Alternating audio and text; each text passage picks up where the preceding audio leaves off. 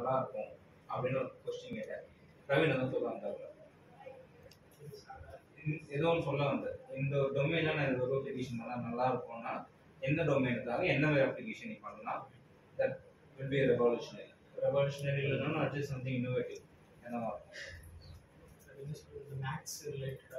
Maths ரிலேட்டடா வந்து you can come up with an idea. You can develop a mobile application அந்த back end கரெக்டா.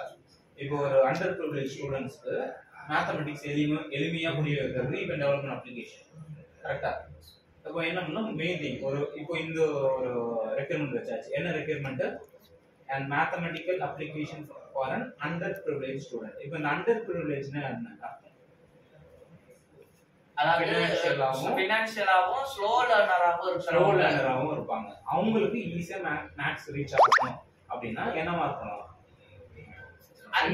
அது வந்து ரொம்ப புரியுற மாதிரி அந்த அப்ளிகேஷன் பில்ட் பண்ணணும். எளிமையா அவங்க அன்றாட வாழ்க்கையில பார்க்கக்கூடிய அனிமல்ஸ், பால், இந்த மாதிரி பிக்சர்ஸ் தான் நீங்க இன்க்ளூட் பண்ணணும்.